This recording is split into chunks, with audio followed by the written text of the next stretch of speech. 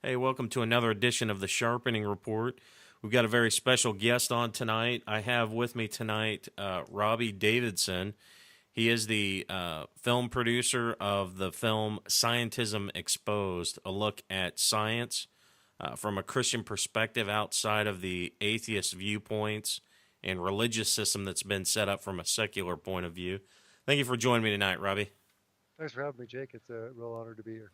Awesome, man. So let's get into the meat of this. So, Scientism Exposed, man, what inspired you to produce this film?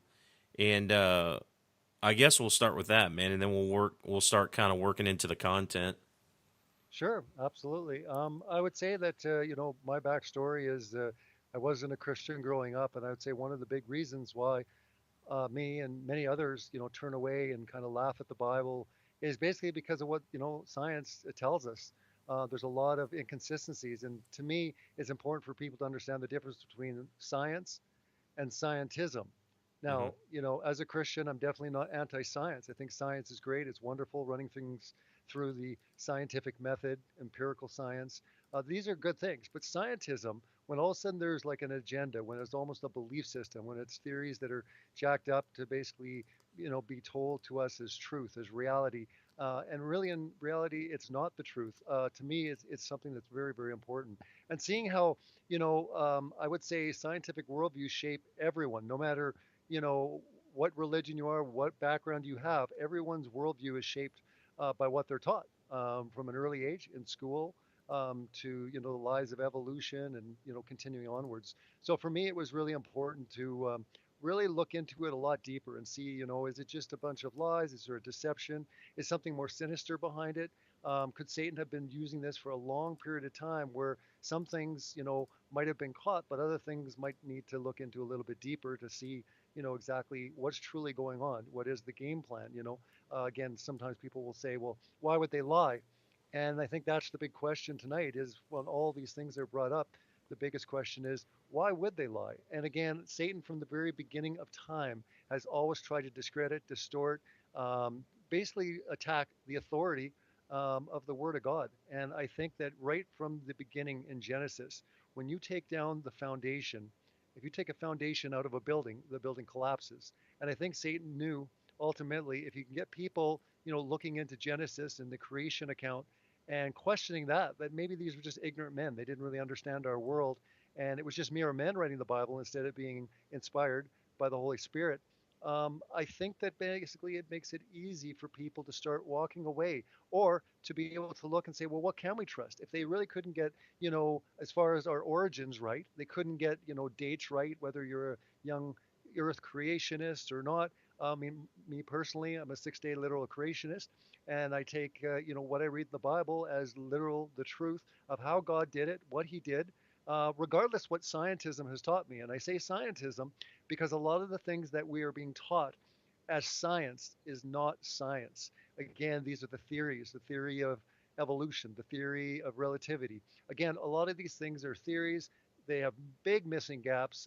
They're not run through the scientific method, and yet they're taught to our children as truth. And many people, like myself, went away laughing, discrediting, mocking even the Bible because of what professors or educational systems had taught. And really, in reality, this is one of the biggest deceptions in my mind, and most other deceptions fall under this great one, in my opinion. Yeah. So when we're going back in time and we're talking about creation, literal 6 day creation, are you an old Earth creationist? Like, do you believe that the Earth is older than like 6,000 years old? No, I don't. I Okay, believe in basically the 6 to 10,000 years and no further back than that. Yeah, that would be my position. interesting. Okay, so man, let's start to get into the topic of your film here and kind of the premise of it, and I guess explain for the folks out there. And by the way, before we get into this, people can how can they access this film currently if they want to see it? Well, I released it on November 21st for free on YouTube the same day I released the DVD. So the DVD is optional. Feel free to watch it on YouTube. If you type in Scientism Exposed, it should pop right up. But my channel on YouTube is Celebrate Truth. Just celebrate the two words, Celebrate Truth. And like you said, we have DVDs available at celebratetruth.org. But like I said, I offered it for free. I didn't want anything to hinder people from seeing this. That's Right. why I offered it for free, or the option to buy the DVD. Okay. Awesome. So, getting into the start of this, then, what was the what do you talk about initially in this film? Like, what's the primary topic? You probably don't get into a nail in the coffin right away for the atheist community, right? You kind of build up to that.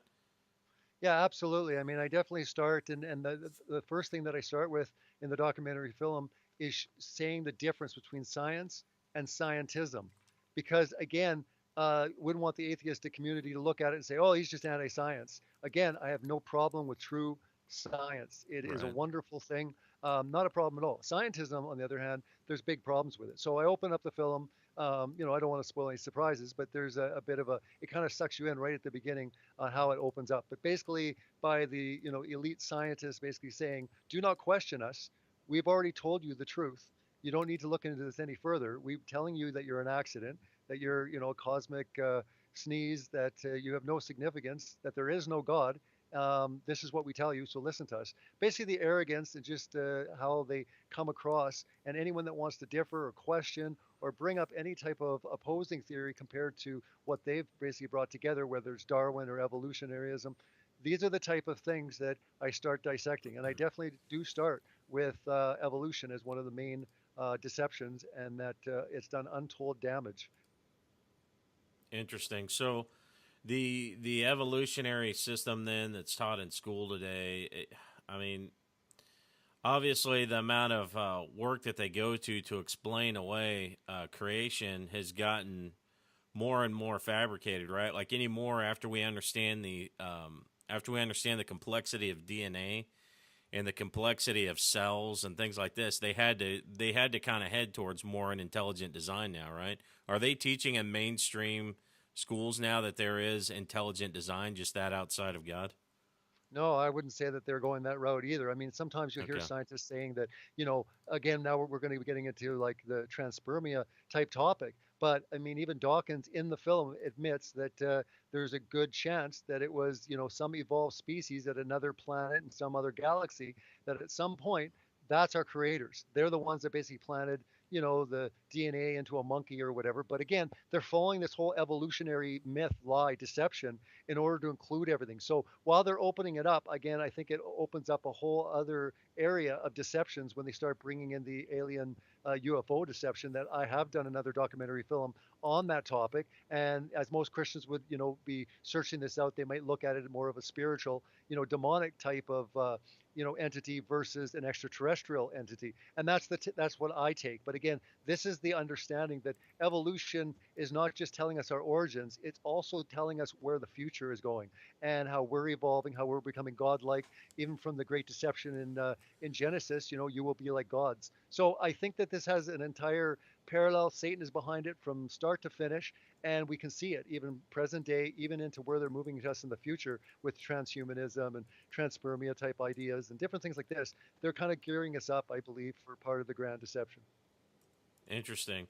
So we get past then the topic of evolution in the school system.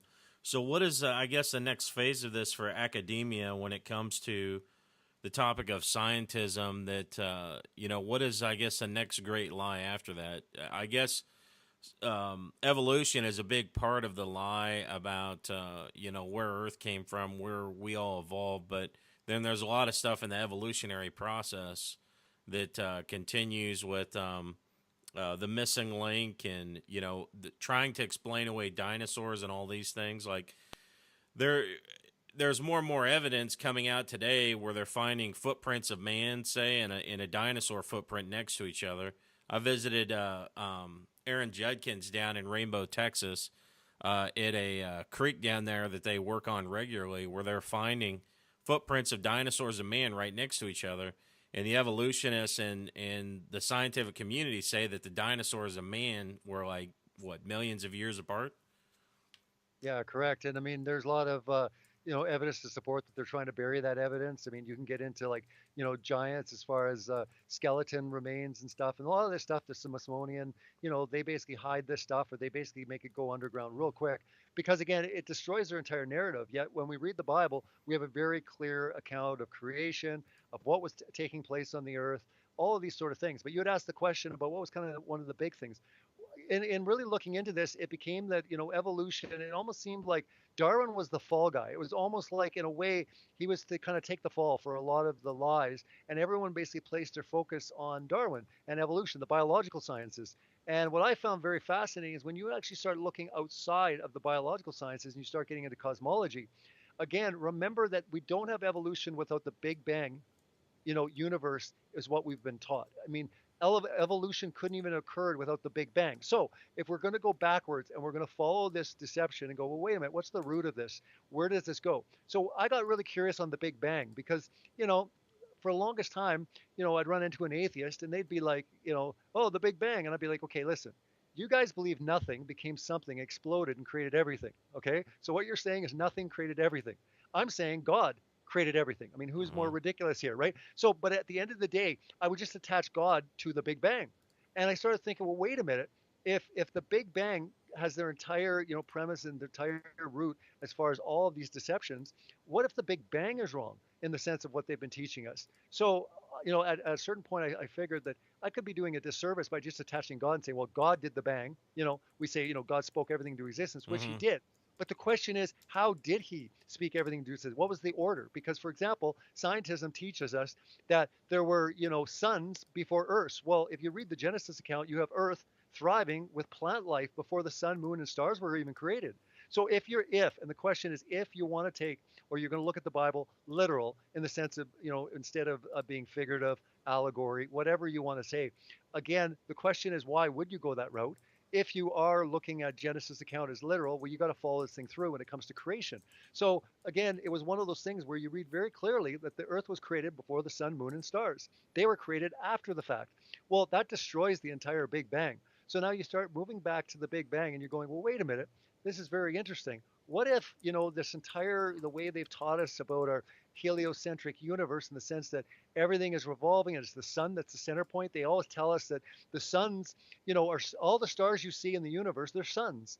And I'm like, that's interesting because the Bible's very clear that it says God created, a sun and a moon and Mm-hmm. also stars. Stars are completely separate. You can go right into the Hebrew and you can study it. It is a complete separate entity than the sun and the moon. Stars are completely separate. So, for example, are we going to trust the Bible when it says there was a sun and a moon and also stars? Or are we going to think, well, he was just writing because they couldn't understand that, but really in reality, all the stars are suns? You know, these are the type of things that I started looking into. And what was really interesting is when you started looking at all of the things that scientism teach us, and you're going to look at the literal meaning of the Bible, what you find is a complete upside down flipped. For example, if they say it's billions of years old, if you take the Bible literal and you look at it, it's very young.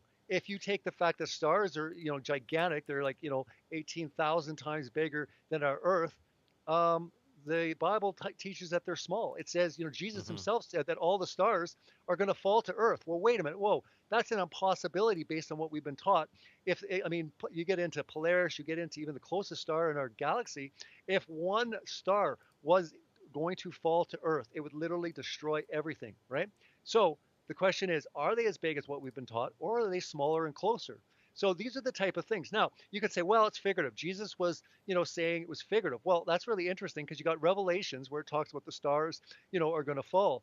And again, a lot of people say, well, Revelations is tough to look into because, it's figurative language. We've got like the 10 heads. Those are 10 kingdoms. But what's interesting is you look into Daniel and you've got ways to decipher, the figurative language in Revelations as far as heads being kingdoms and that. But what you have a problem with is when Jesus is on the mount and he's giving basically what will happen in the end times, and he's talking about literal events that are going to happen. No one dismisses that people are going to be running away from something or running to something.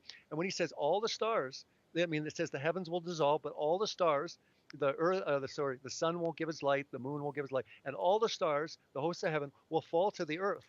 Again, this is a major problem if they're as big as what we've been taught. So one by one, I just look at it like if Satan was behind this whole thing and he wants to discredit the Bible, he's not going to stop at a couple verses. He is going to basically annihilate every single verse to do with creation because, again, as it says in Romans 1, God made it very easy for people to understand creation.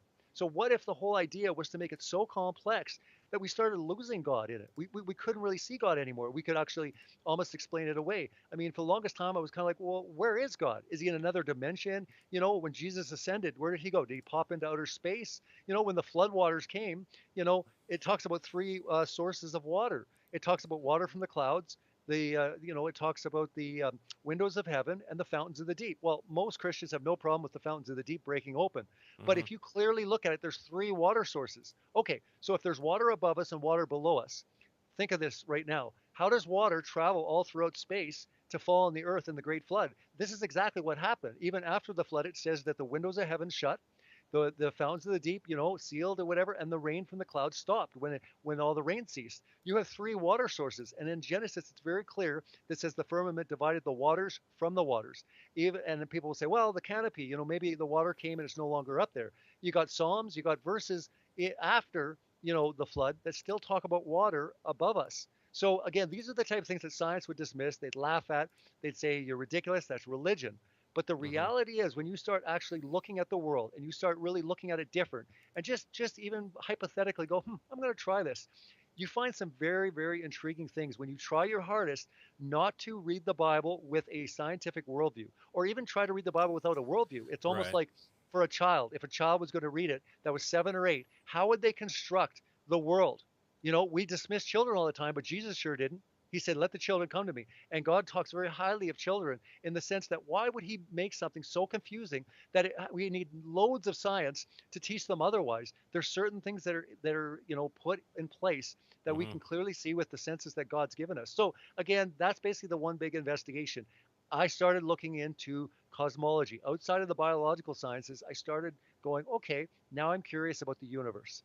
Really, I have taken it for everything we've been taught by NASA and science.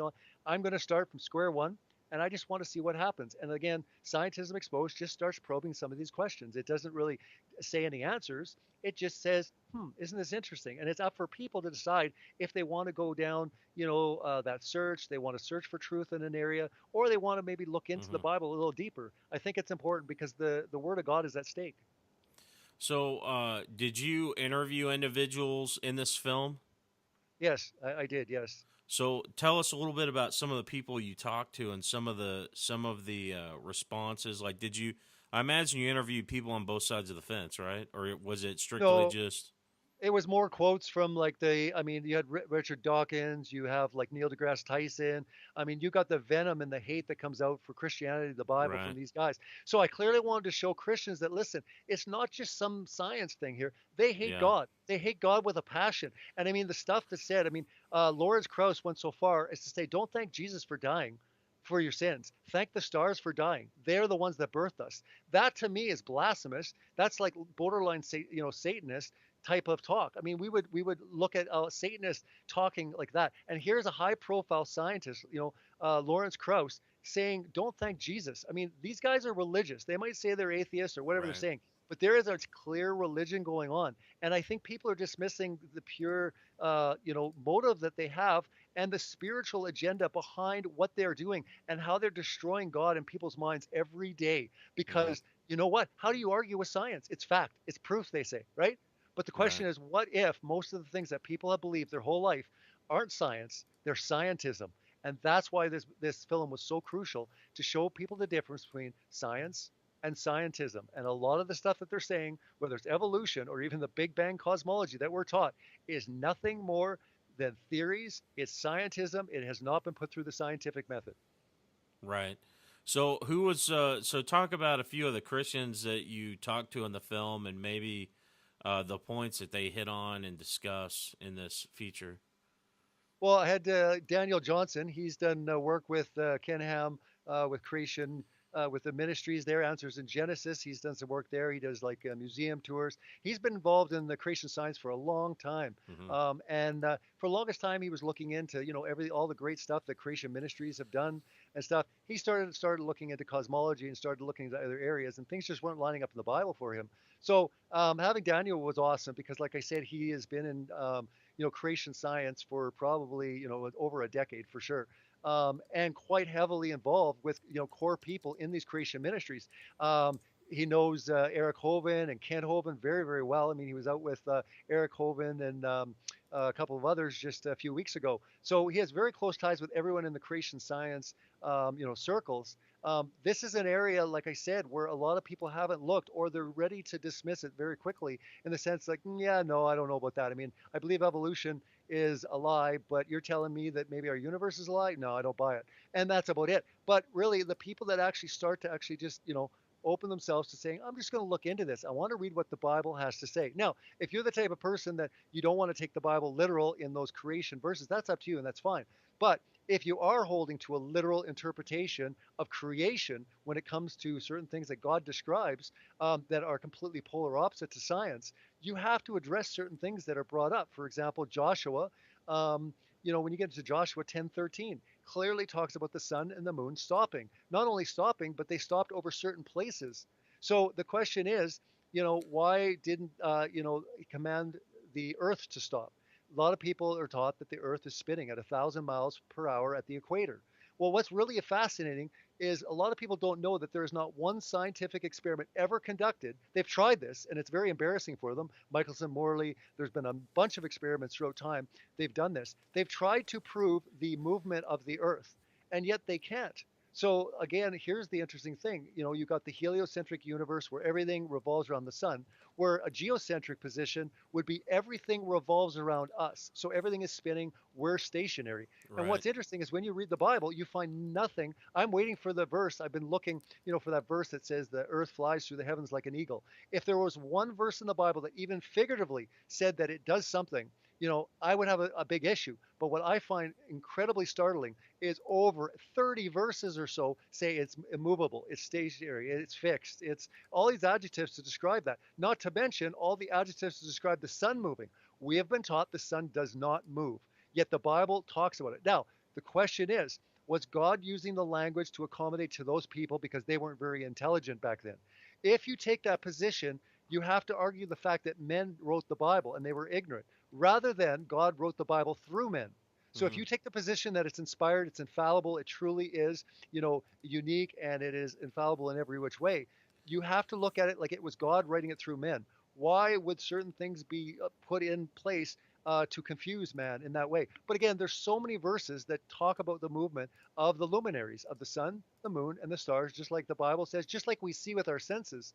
But yet, science has basically turned everything upside down and saying, no, no, no, you basically see this, it's because the earth is spinning. And again, these are controversial things, and these are things that sometimes people are shocked to hear. But it's interesting when you actually start looking into just the movement of the earth. Yeah. Are we flying through space at millions of miles an hour? Are we spinning at over 1,000 miles per hour at the equator? These are fast speeds, right? But again, we've been given the theory of gravity.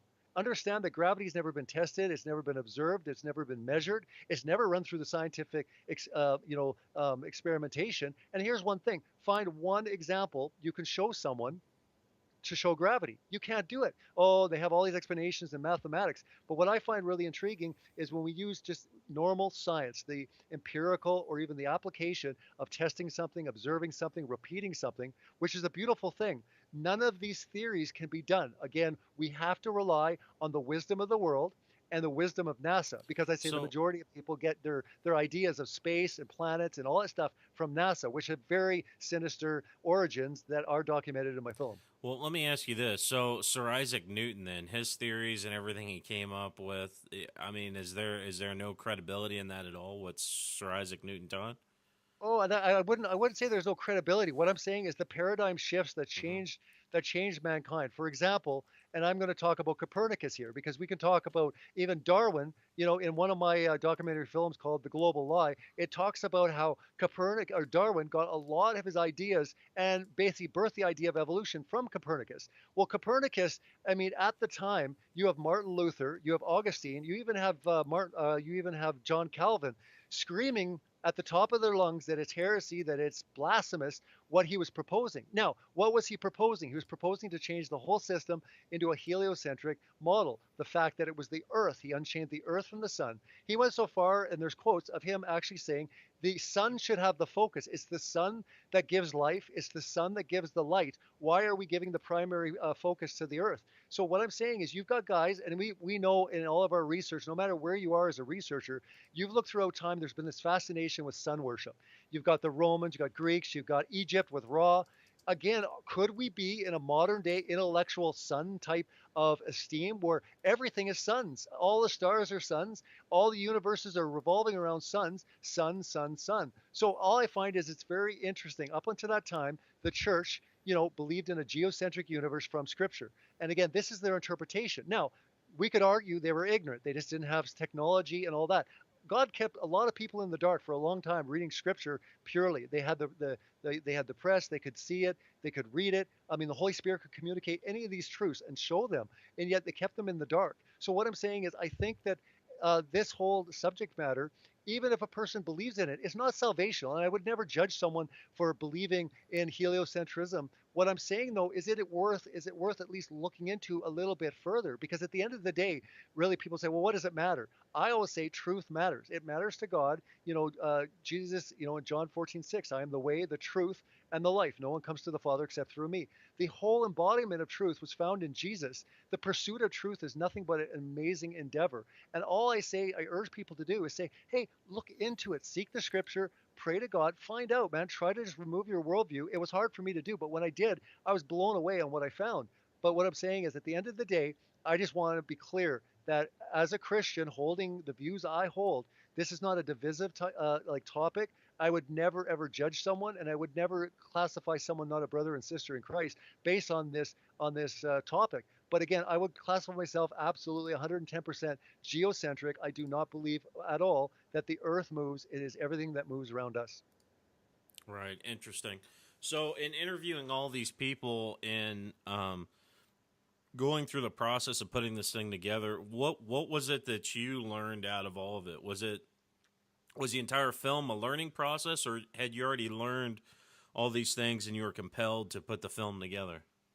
Well, I had learned quite a bit because I'd been involved in the study. Like I've been like a truther, or I've been doing a lot of research on a lot of topics. I mean, apologetics or getting into eschatology, and I've been a Christian for over 20 years now, and God's led me to so many different areas of ministry. I've done prison ministry and youth ministry, and I've always had a passion to share the gospel. And to me, the biggest reason why I'm doing this is basically for the gospel. I mean, there's so many people that are lost, and so many people are lost because of what they learned in school that they just laughed at the Bible, and it just destroyed the credibility of any, why would I trust the Bible? They couldn't even get that right. I can't trust anything. So for me, my heart has always been in that direction, in the sense that, I want people to know the truth. I want people to get saved. I want people to, just come out of their life, of the deception they've been involved with. So to me, that's always important. On any project I do, that's paramount with me, is the gospel. Now, when it came to this topic particular, I've done quite a few videos. I have over 150 videos on my YouTube channel, and I've come out with a few documentary films. Scientism Exposed was the first major release on DVD. It was the first time I kind of went off of YouTube and said, okay, this is getting serious now. I actually want to do this on DVD. I want to move in this direction. But also, I wanted to present a subject matter not in a way that was like so in your face, or almost like you might even get turned off on it. It was just to take you on a journey. Actually, interesting enough, as we're having the show, I just released the announcement that I'll be releasing Scientism Exposed 2 in November of this year. So again, that was part of the idea, that I would do this in like a three-part series. So there'll be Scientism Exposed 1, 2, and 3. And you can follow along the journey or not. But a lot of people that have started on the first one, are waiting, to see where this journey goes. It goes deeper. But the first one installment was just to start asking a couple questions, just to make people kind of scratch their head and go, that's interesting.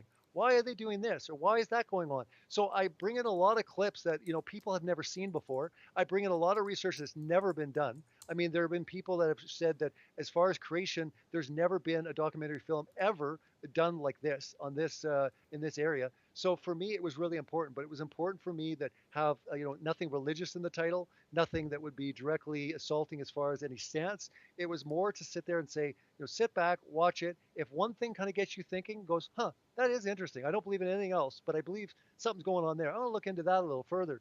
let them go on their journey, because it's not for me to determine. It's for people to, I just want to encourage them in their search for truth.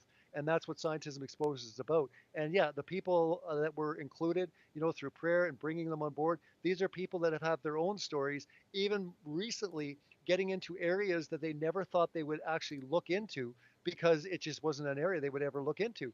But once they did, they were blown away at the level of deception. And again, it's a pretty incredible journey, going through Scientism Exposed. For anyone that watches it, it will at least be entertaining. Right. So I guess with your belief, our NASA system that we have here in the United States is corrupt and infiltrated. And I know some of the ties to the New Age movement and even like Satanist type groups with the early formation of NASA. So you believe then at this point that the whole moon landing and all that was faked, right? That Yes. whole thing was a hoax. Let Yes, me. and I would say that I was on that side, 10 years ago, before Hmm. this topic even came up. And I would say, for people that don't believe in the official story of the moon landing, this subject matter will be a little bit easier to digest. Now, if you do believe they landed on the moon, understandably so, that some of the content matter in this film might be a little harder, because again, I think that is there's the key, I believe, is really to do with the moon landing. Because really, if they didn't land on the moon, hypothetically, say to yourself, if they didn't, why in the world would they lie? I mean, that to me, I even was puzzled by that for years, until I started this research, and finally I could figure out the reason. And it wasn't just to end a Cold War, or it wasn't just to deceive mankind. It was bigger. And I always knew it had to be big. You don't go to that level of deceiving mankind in something so historic and something so big. I just find it interesting. In 43 years, the furthest, I mean, they tell us that the moon is 240,000 miles away. So let's just say a quarter of a million miles away. And yet, in 43 years, in 2017, the furthest that man has gone, man, not probes or satellites or anything, but man, is 400 miles. You can look this up. And for anyone, and I bring this up in the film because I'm saying that should startle anyone. Wait a minute. They went to the moon in 60s and 72 with technology superior, like less superior than an iPhone 3.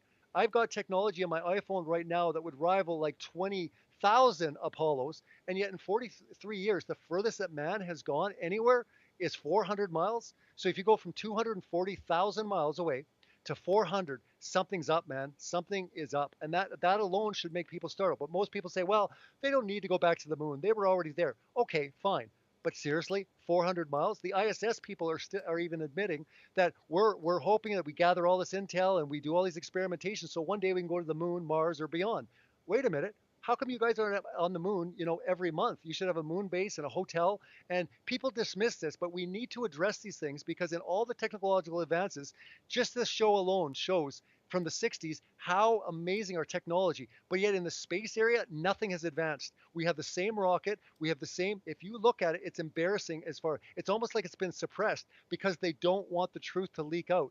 So you tell me why every sector of technology is advancing at rapid pace, but yet the space sector, other than science fiction and what they teach us, what we can see with our eyes, it's the same rocket, it's the same space shuttle. And I'm telling you, the Apollo and all this stuff, they're going to go there no problem, there and back, 12 times if you count there and back, through the Van Allen radiation belt. And since then, the furthest that man can go is 400 miles. It's a fraction of a percent compared to how far they went in 69 and 72. So just ask So yourself the question. Ask yourself that question. right. So let me ask you this then. So there's 38 space agencies around the world then. So this being the case, then you would have to say that all 38 space agencies colluded together, meaning that even our enemies are united on this front, Well, essentially. I, and this is the big thing that people have a hard time with the conspiracy, and rightfully so, is it's too big. I mean, you couldn't contain it. But here's the reality: there are so many. It's called compartmentalization. I mean, you take NASA for example. There's so many people that work on parts, and they work on this. They'll never be to space. There is. Think about this: for all of mankind, for all of the billions of people that have been on Earth, There's only been less than 500 people that have ever been to space. Now, what I'm saying is it would be very easy to compartmentalize. What I'm saying is when we're governed by a satanic force, when it says clearly that Satan is the God of this world, and that, Jesus had his disciples, I really believe that Satan has his own disciple families. There are powerful families, there are ruling elites that run this world. Satan promised to give them the kingdoms of the world if they would bow down and worship him. They did, and their ancestors have followed suit, and there are powerful elite families. You could call them Illuminati or whatever. Again, it doesn't really matter. The fact is, when you do the research, you find out that they are Luciferian. I mean, you get into 33-degree Masonry, you get into the Bilderbergs, these type of things. People can laugh all they want, but even atheists that get into the truth movement, they have to realize, wow, these guys worship Satan. I don't know if he exists, but these guys sure believe he does. So what's fascinating is it would be very easy on a spiritual level to deceive mankind if you were working with agencies. So again, I will say that no, not everyone in NASA or all the space agencies are involved. Just a few people on the top ends. And when I'm talking about these elite families that run the world, they're higher than countries. They're higher than presidents. I mean, the presidents are like puppets that basically do their bidding. I mean, basically everyone is kind of answering to Satan that's not sold for Jesus. If they're not truly in the family of God, they're a daughter or a son of Satan. So they could be used for his purposes. Now, what would Satan's complete massive assault be? It would be to completely destroy the credibility of the Bible. It would be to distort it. And again, all I'm saying is how has space in any which way that what we've been taught, not as a Christian, but just as an atheist, how does that bring them closer to God? How does evolution bring anyone closer to God? So from scientism's point of view, all it has done is created atheists all over the world. It has created a very anti-biblical and very anti-Christian. The entire narrative has been an assault against God. So what I'm saying is if the Big Bang universe and what we've been taught almost distances God, it almost makes some things confusing when the Bible's very clear. Is it that basically, God is up and hell is below? We're on a spinning ball flying through space. Where's directions anymore? And then people will laugh. We'll say, well, that's just kind of figurative. But honestly, could it be that Satan is trying to even distort even basic directions like up and down and just navigation? I think so, because not many people will argue. They will say, where's hell? And they'll go, oh, it's down. It's in the earth. Well, it clearly, all throughout the Bible, it says God is right above us. Well, on a flying ball, flying through space or whatever, where is up? Where is down? Their directions don't exist in space. Furthermore, when Jesus comes and every eye will see him, how does that work on a sphere? You could say, well, he does this great circuit all around the earth and everyone just, but again, it's clear when he comes in the clouds, every eye will see him. To me, that is a direction. You cannot, that's not possible on a sphere. And again, people have a hard time with this. But what I'm saying is just try. Try to look at the Bible, try to look at the world, try to look at what science has taught you. Could it be that big a deception? It possibly could.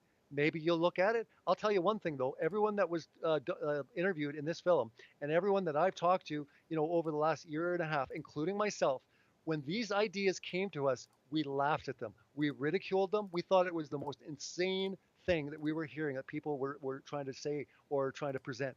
And everyone comes to it in the same way, including myself. I'm like, you've got to be kidding me. Of course we're, on a sphere, or of course we move. I mean, we spin at the equator. This is how things work. So when people are saying, dude, we don't spin, everything else, revolves around us. And what's really crazy is there are scientists, there are a whole branch of scientists now coming forward to support that it could go both ways. So what's interesting is if you actually start taking it and you take the Earth as a sphere and you take the whole universe, and if we are still in stationary and everything is moving around us at such a speed, it creates that gravity. I find that very intriguing. So what is cool about that though, you got to ask yourself, if the science is pointing both directions, heliocentrism or geocentrism, the question is, what points to God more so?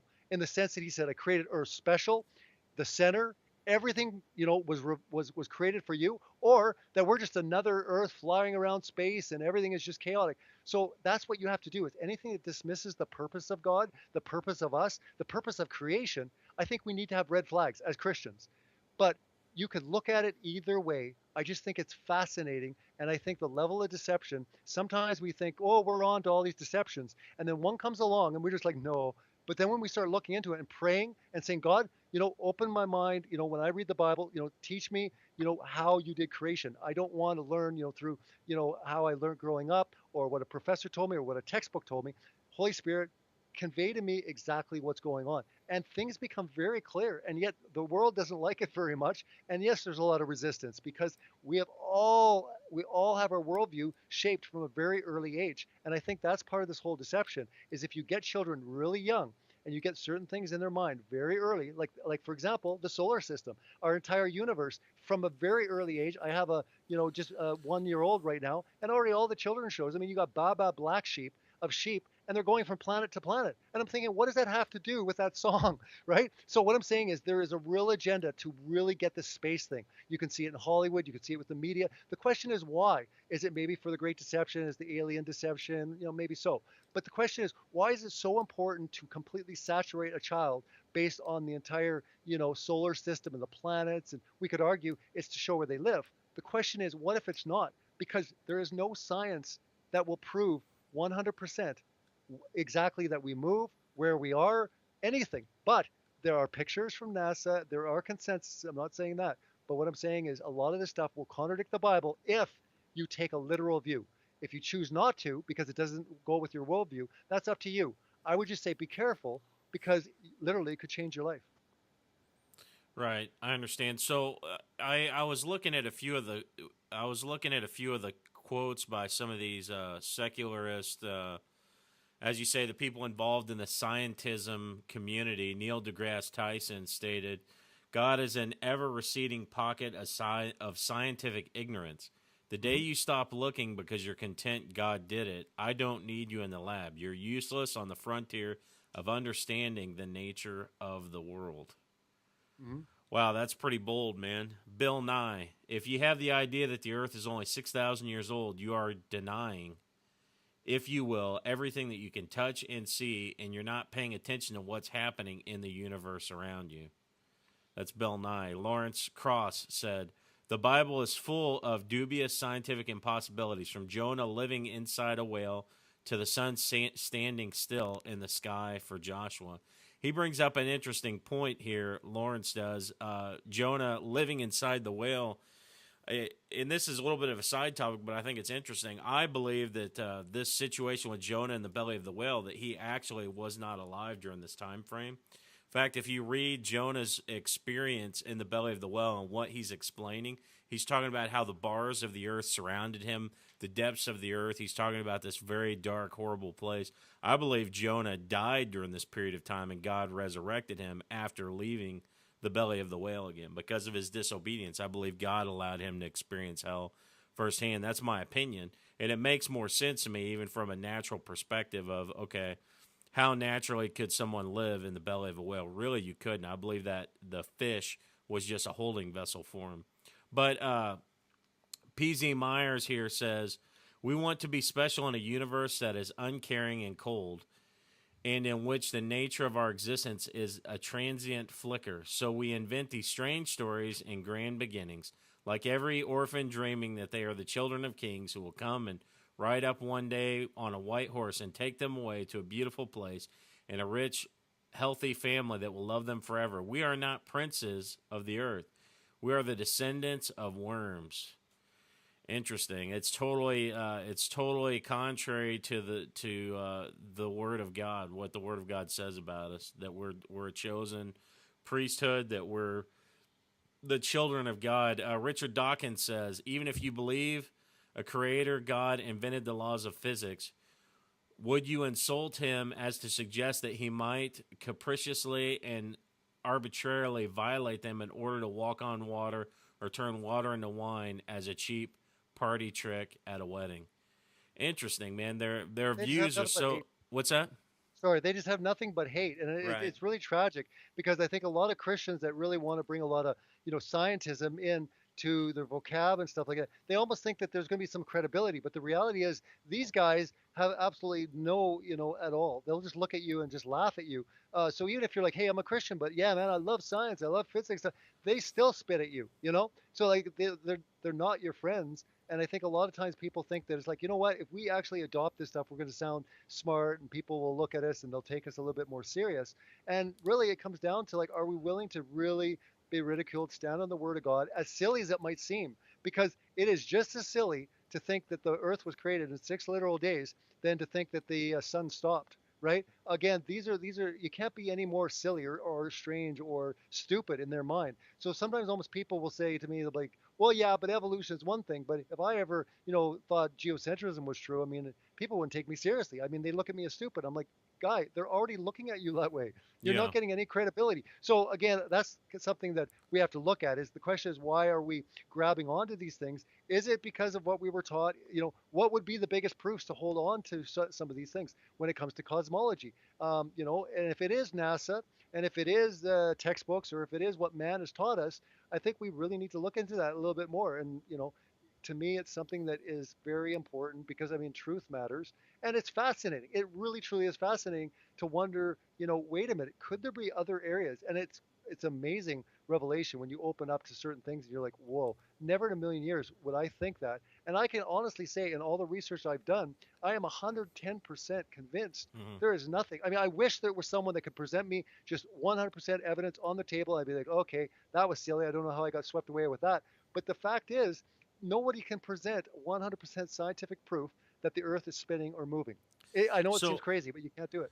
So let's get into the whole Genesis 6 topic, Ben, that the mainstream church seems to avoid like the plague. They don't talk about it. The church pretty much pretends that this part of the Bible doesn't exist. In fact, the Book of Enoch was tossed out of the canon as a result of its controversial nature. A lot of people believe that the Book of Enoch is inspired word of God, the prophet Enoch.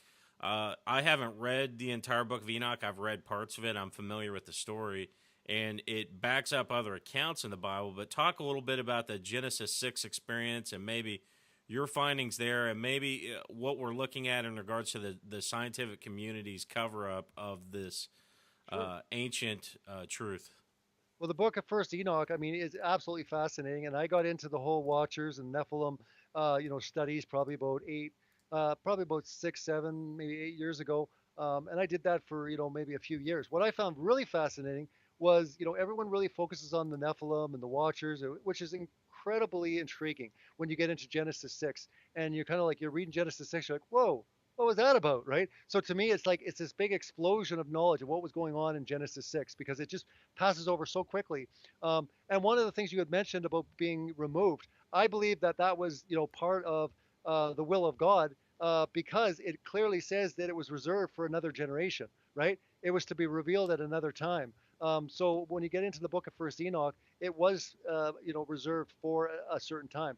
What's really fascinating though about the book of First Enoch is you get into the Nephilim. Well, there is so much to do with cosmology. There is more about cosmology in the Book of Enoch than there is about Nephilim or the Watchers. The Watchers play a very small role in the Book of Enoch, where the cosmology it intricately tells us how the luminaries work. It tells us about chambers. It tells us about the sun, the moon, the luminaries, the way they move. It talks about them as angelic orders. It talks about them as living beings. I mean, the Bible is full of stars, having some sort of living attributes that these things are living. They're called the wandering, stars for the longest time.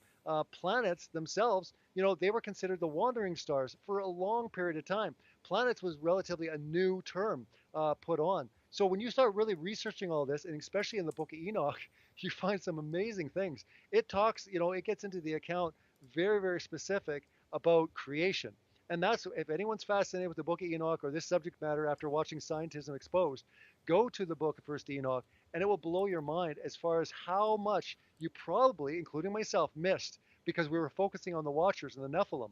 But when you actually look for something else in the Book of Enoch, like cosmology, you just say, I want to look and see what it has to say about creation. How did God do it? You'll be blown away. So, yeah, so I would say, I mean, that's an entire amazing subject. And I would say that even in mainstream churches, a lot of them, and I know by personal experience, they will admit that in Genesis 6, they were angelic. I have run into very few people that say the Seth Accord and all these sort of things. They'll say it's angelic. They don't touch it. You're right. It's a very controversial topic, but they still will admit it's angelic. Maybe they don't want to talk about it, but a lot of people that I've run into in a lot of circles or churches that I've talked with, they'll be like, "Oh no," because I'm always curious. I'm like, "Where do you stand on Genesis 6? Is that angelic or is it the line of Seth?" Oh, those are angels. I'm like, okay, cool. But yeah, the neat thing though with the Book of Enoch, though, like I said, is cosmology, and it will really blow your mind if you Right. really want to go deeper into the universe that science has taught us, I think you might either going to have to check out the Book of Enoch because it's going to destroy your scientific worldview, or you're going to have to say, well, Enoch wasn't he wasn't very literate, and he didn't really have the science, technology, and knowledge that we have today, which I think is a very evolutionary lie that they were dumb back then. We are smart now, so you can dismiss everyone. The reality is, when you start looking into it, there were technologies very superior back in those days that I think the scientific community are trying to hide. Right. So basically, a lot of this stuff, then obviously the whole giant topic is covered up as a result of the fear that it validates the word of God, and also covering up possibilities for what's going to happen maybe in the future. Right? They don't want us to know that these entities exist. They don't want the common person to understand the deception behind the fallen watchers. Correct. All these deceptions destroy the scientific worldview that they have given every single human on Earth. And again, you could be wise on some of them, but that's why I'm urging people with this film, or even just in any of my presentations, is say, look, just start searching it out. Could it be possible that other branches of science, they have not just fibbed or little white lies, the entire thing, the entire construct of everything that we've been taught? Could it be that basically this has been worked throughout time, through many generations? You have to understand that Satan doesn't work in like a day or like a week or a month or a year. He works on multi-generational ideas. So the fact is, he would work very slowly and one thing at a time. And really, you have to ask yourself the question, where do you get the concept of evolution? Follow it back and figure out exactly the narrative on the Big Bang. And if that entire thing falls apart, then the question is, what is the alternative? If they tried to flip everything upside down and twist scripture, then the question is, could it be exact opposite? That's for you to decide, but decide what could be exact opposite from a Big Bang heliocentric universe that they presented us. And when you read the Word of God, interesting enough, verse after verse after verse after verse. And what I find amazing, if you're going to take the Bible literal, just hypothetically, if every single verse you ever had a problem with because it didn't mess with your worldview, it all falls together. You get a construct of a perfect enclosed cosmology. Everything starts to form like a child could draw it, an adult could see it, and you're like, nothing conflicts. So what I find really intriguing is, there's not a couple of verses I'm trying to read stuff into, or anyone that's in this film, or other people that believe in geocentrism or other facets of this investigation. We don't try to cherry pick. We look at every single verse in creation and say, do they all fit? And what's startling is they would all fit. Whether you want to take that model or not is up to you. No one's saying you have to take the Bible literal. I do, because I have very good reason, and I could make the argument why it's important to do it, especially with creation. If some people say, well, this is literal, 6 days, yeah, oh, but that, no, no, the sun and the moon, no, that's not literal. That's fine. But at least you're going to have to be consistent. And you have to ask yourself the question, why wasn't God consistent? Either the Holy Spirit wrote the Bible for men for all time, or he wrote it only for those people in their language because they could understand it. And we can only reflect and go, well, those people were really ignorant. We have telescopes, we got NASA, we know so much more. But yeah, it's so funny. Those guys actually believed that the earth didn't move. Ha ha ha. Well, wait a minute. Who's teaching us that? And back to Copernicus, these guys hated the church. They hated the Bible, just like the venom that's being spouted from Neil deGrasse Tyson and Lawrence Krauss and Richard Dawkins. These are the guys that basically did an entire paradigm shift of everything that was known through biblical accuracy with creation. The same thing, I believe, is going to happen with the new scientific community. Something's going to be discovered. NASA's going to discover life. Something's going to happen. And I always ask churches this, or I ask Christians this: what are you going to do? What verse are you going to pull out of the Bible when NASA and science confirm 100% life, contact has been made, we have found life? How are you going to put that into Scripture? Because again, that's the whole idea. At what line does NASA cross where you say, "Whoa, I'm done. They're deceiving mankind. I'm done trusting them even a little bit because now I see it's a major agenda"? Or are most churches going to adopt it, going, well, yeah, God loves creating people, and yeah, there could be other planets, and hopefully they're really nice. And all I'm saying is, are we going to just keep everything that NASA discovered 8,000 new Earth-like planets? Huh. So there's other ones that it could inhabit Earth-like people. Yeah, maybe God likes creating a lot of people. Only problem with that destroys the entire gospel account, the entire redemptive story. Understand there's an assault, because if there's other beings out there, they either A, have to be pro-God, because Satan never fell to their planet. They're not fallen beings. And if they are, They're unredemptive. God wouldn't allow them to come and mess with us. The only entities that are allowed to mess with us are the fallen ones. So again, if we're in an enclosed cosmology and the only other entities or beings out there are the fallen angels, the watchers, these type of, race, that is the truth of what scripture teaches us. Science wants to teach us, however, there's millions and billions of other lives. One by one, they are completely destroying the credibility of the word of God. Well, in the Catholic Church is actually searching the stars right now too. They have access to a telescope that's named Lucifer that they're using to seek out life outside the planet. And the Yep. Catholic Church even has a mission to evangelize, and basically they've already got a plan together on how they would deal with extraterrestrial life, as if Yeah, they're planning on it happening. the Pope came out and actually said that he was getting ready and excited to baptize aliens when contact is made. Here's one startling thing: the Pope Francis just came out this year, or maybe about 2 months ago. He actually made a mandate based on the fact that God used evolution 110%. He said it is absolutely ludicrous to think that God would speak things into existence like a magician.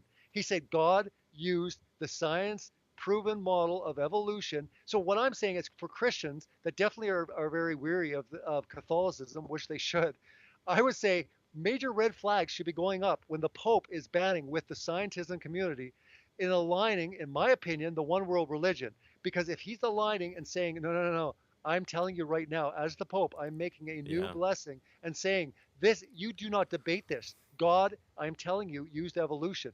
That is major red flag city. But here's the crazier thing: it wasn't just the evolution. He said God created it through the Big Bang construct of what we've been taught. So everything that science has taught us about the Big Bang being completely back from Scripture, the Pope just a few months ago blessed it, said that you are actually in danger if you actually go against it.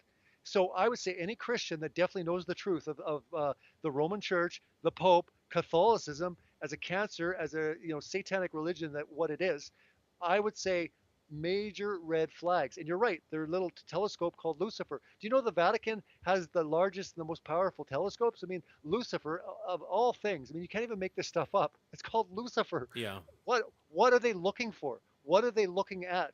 And that's the whole idea here. They're kind of presenting the people that are in power have given us all these sort of things. And I know sometimes we can look at the Roman Church, the Roman Catholic Church, and say, yeah, we know that's evil. But NASA, I mean, there's some Christians that work at NASA. I know. You got to Right. understand these are And agencies that control the world. and real quick, Robbie, before we continue, one thing I want to point out, man, and just make clear to people is I realize that there are Christians in many denominations, and man, I believe there are legitimate Christians in Mormonism. And I think what happens with people sometimes is there's error in their theology.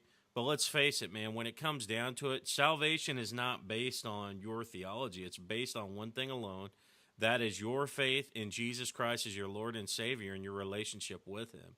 And so, what I would say to anyone out there who's Catholic who watches this, I am by no means, and I don't want you to get the impression that Robbie is. We're not necessarily, it's not an attack on the Catholic Church. We're simply dealing with some of the ideologies behind the Catholic Church where there's some paganism, things like that mixed in. Oh So, yeah, again, it's, go ahead. Sorry, I'll go on the record as well and say that, if you're a Catholic watching this, I believe there's going to be a lot of great Catholics that are going to be in heaven. What I have a problem with is Catholicism. Yeah. That's where you should be wary. So no, I'm not attacking Catholics. I'm attacking Catholicism. So I want to be clear on that too, Yeah, because and I I don't hate wasn't I Catholics. wasn't suggesting that you were, man, but I always try to be kind and just loving in how I approach everything because, man, it's like even within Christian mainstream, man, there's so many denominations in the church as splits on theology, and what happens is the church gets divided on non-essential doctrine. And we create these offshoots, and I believe it is important, Robbie, just like the understanding science and all this thing, to know what you believe. But what's more important is to have Jesus Christ as your Savior and to evangelize people with the gospel. So when we're reaching out to the world and the truther community and stuff like that, if I come at a non-believer with the mentality of, don't you know that this is the truth? Like you're deceived. And like if we come at them the wrong way and just throw it in their face in a hateful manner, you're going to shut them down every time. And I got to be honest, Robbie, within the truther community, man, I've received a lot of just hate. And I'm not saying that's all of us. I realize there's a lot of great truthers out there, but there's also people in the movement, man, that it almost can become like a pride thing, right? Like an ego thing. Like, I know the truth and you don't, right? So mankind has had a certain belief system for thousands of years, right? And now within the last few years, you've got a revelation and you've got, say, greater understanding and knowledge based on the word of God or whatever, right? And so you're going to, if you come at the rest of the community now and you say, you're an idiot, get rid of this or that, well, you just realized this in the last few years. So No, have a for little sure. mercy. Let's have a No, little for sure. mercy and grace towards mankind and be For kind sure. and loving with the way we go about stuff. For That's sure. all For I'm sure. encouraging people to do. And I know you take the same approach, man. And there's a lot of topics, Robbie, I deal with that people would get offended about as well, you know? Oh, for sure. Yeah. Yeah. But it's just, it's one of these things, man. I think the love of Christ, I think the love of Christ and how we approach, how we talk to the world is huge, man. Because it's great that the Christian community latches onto things and understands more and more about the truth. But man, if we cannot communicate that in a way to the world that reaches them and it just offends them, as much hate as Neil deGrasse Tyson and all these guys are spitting, we got to be able to come back at them with love. And right now, what I feel like is happened in the truther community is you've got this tug of war, and it's more of an aggressive thing rather Yeah. than No. like, how do we reach out to these people in love? Yeah. Tuck on Fair that for a enough. little bit, man.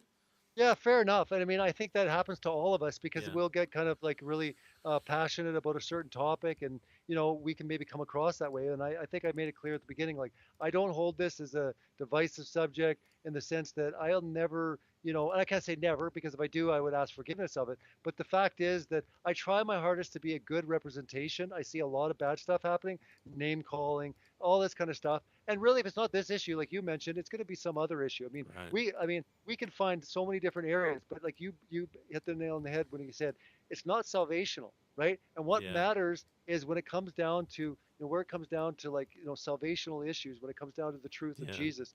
And I'm right with you. And again, I fall into the same trap. And sometimes I'll pray and I'll be like, yeah, I got kind of vicious on Neil deGrasse Tyson.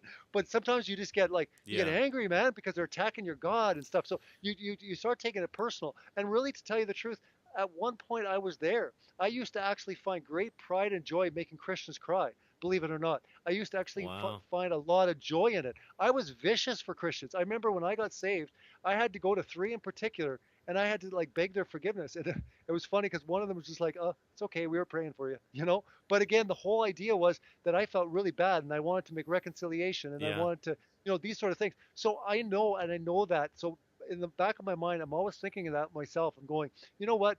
I was here or I was there. I mean, I'm very passionate about certain things, but by no means, I have a lot of great brothers and sisters in Christ that don't agree with Yeah. what I agree with. And that's fine. You know what? Because we know what we all stand together on is, you know what? We're still brothers and sisters in Christ. And we fight, we argue just like a family, right? But at the end of the day, we shouldn't kind of divide or start, calling names and these sort of things too. So I'm right with you. And when it comes to the world, yeah, I mean, again, it comes down to like presenting it. And that's what was important with Scientism Exposed. And so many people, I've been getting so many emails from people that are watching it, and they're just like, whoa, wow, because it blows people away because this is the stuff they were taught as truth and fact. When they realize that it's not truthful, when it's not conclusively just reality, that there is holes, that there is other things, they're like, wow, maybe I was lied to. Because then as time goes on, people are starting to look at things and they're becoming more receptive, and they're going, you know what, I'm not agreeing that everything I was taught was true. Yeah. So, but the question is, why would people lie when they realize that there is a major agenda that the God of this world, Satan, does not want you to know the love of God. He doesn't want you to basically come into a relationship. He wants to keep you as far away from God as possible, right? This isn't just a religion thing, it's a relationship. And I tell people all the time, it's not about religion, right? It's about a Yeah. relationship. And God desires that relationship, right? And He's provided that way. Satan tries every which way for you to stay as far away from it as possible. And one great way is just attack the credibility and the authority of the Bible. The minute you're laughing and think it's just a stupid book or a book that a bunch of men wrote or it's got errors or whatever, then he's got you because again, you won't take anything serious. But what I'm telling you is when it comes to the creation of the world, when it comes to these sort of things, we've been taught dinosaurs, millions of years old, these sort of things. What if there is major inconsistencies with this dinosaurs lived millions and millions of years ago? What if there is, like you brought up at the beginning, what if there is scientific stuff coming forward? They're showing blood in the bone marrow of dinosaurs they're finding. I'm sure Yeah, they're hiding them very quick. how would that live millions of years? It wouldn't. Exactly, right? And then you're seeing in the same sediment man's footprints and, dinosaurs. What I find fascinating is if you look all around the world, in caves everywhere, you will see these depictions of dragons, men with dragons. Hmm. Could it possibly be that that's not folklore? Maybe that Yeah. actually is, Well, dinosaurs?